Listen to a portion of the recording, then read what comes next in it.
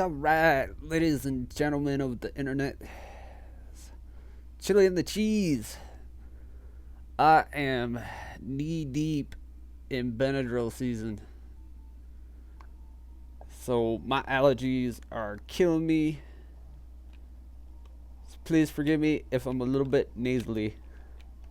Yeah, this was like 10 minutes, so I don't know. I get bored listening to music and watching speed paints, so I just commentate.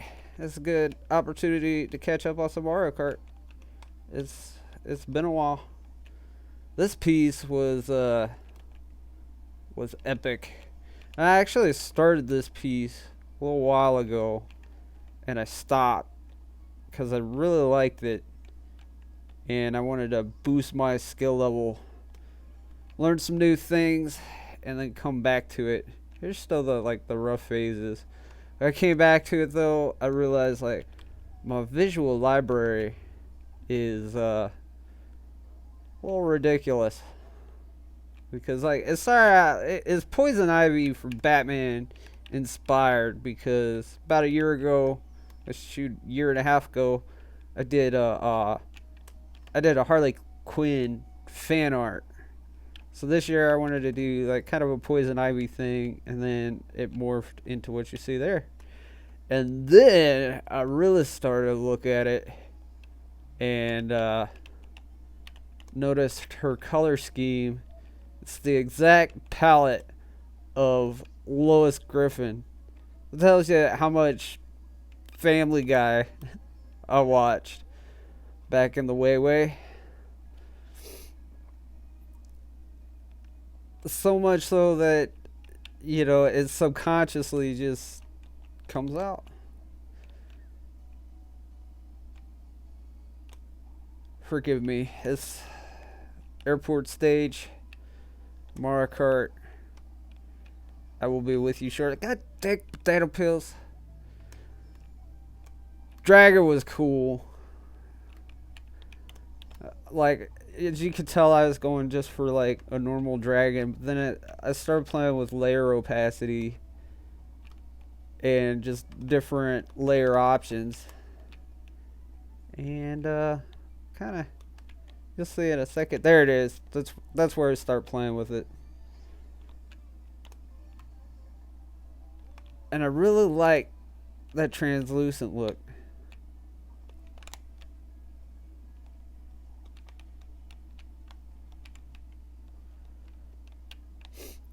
that I got with it.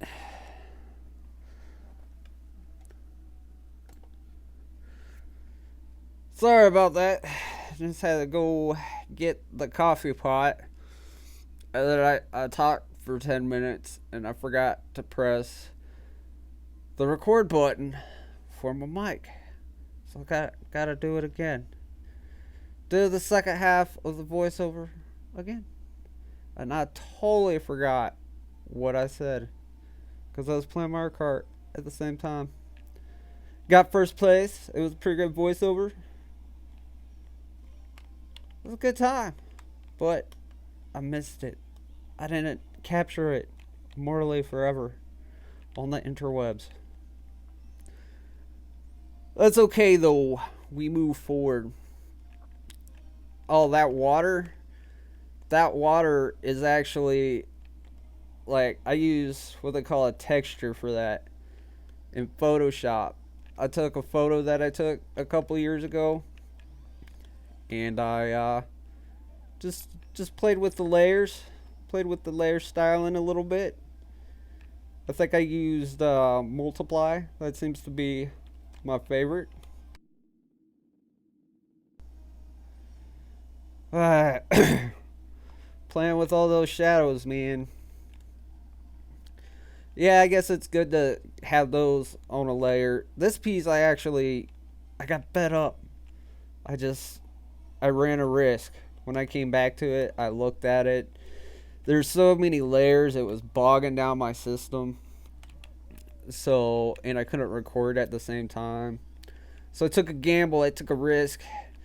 I flattened the whole image, and then I fixed it.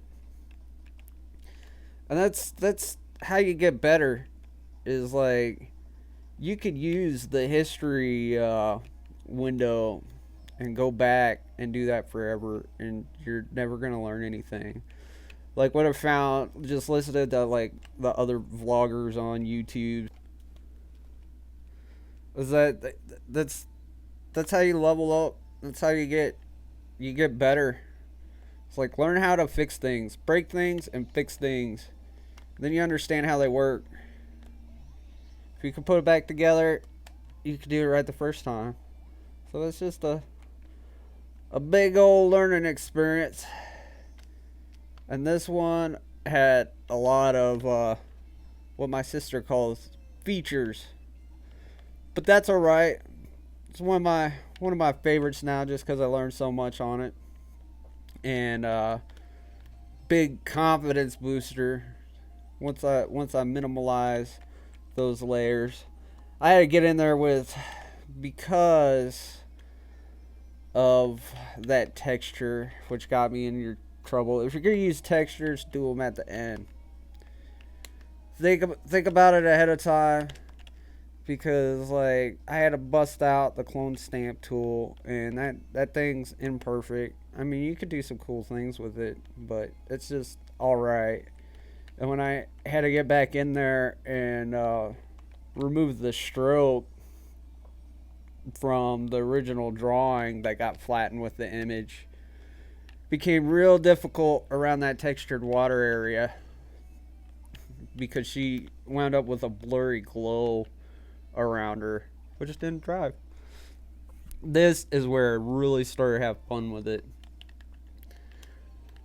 That dragon surprised me at like, and it looks like my dog. All my monsters look like my dog, because my dog, she is a monster, the Mila monster. She is ridiculously fun, and she's imprinted into my visual library. That's why I have all the respect for the real technical artists at everything a reference, and I'm starting to get into that myself. But sometimes I like to know what my brain can do on its own. But that only gets so far. I'm starting like on my new. Oh no! Stay on the track. On my new piece, the octopus that I'm working on, I've got a mood board for it, so I can look and understand the texture of the octopi. Octorius plurvius. I don't know the scientific Latin name for it. That's not why I'm here. I'm just here to draw pretty pictures and get the bullet special. Put me back and forth. That race was brutal. Well, I hope you enjoyed. It's been fun. That's an alright voiceover. It's a nice fun little hangout and just chat. This video is too long to just too much music selection. It's easier just to ramble and talk and relate to guys a little bit. Well, that about wraps it up. It's finishing up here. Prints are available in the description. And as usual, 50% of what I take in on my prints goes to the Special Olympics, because that is the charity that I choose. It shows results. They say, we take your money and we're gonna put on this athletic event, and it happens all the time. So that's who I like to donate to. And Breaking Art Online, in the future, we're gonna have comprehensive tutorials. There's already free textures up there now. I gotta make a tutorial for it. You'll be able to rip a picture right off the screen and follow along and make your own textures. And then later on, we're gonna do brushes, all sorts of fun stuff. I have a Patreon up soon. Got to work out the kinks on that. And then maybe a Kickstarter for art and history. I don't know yet. That's still up in the air. Let me know what you think. Leave a comment. Rate, like, subscribe, and share. Sharing's caring. Thanks, guys. Take it easy. Later.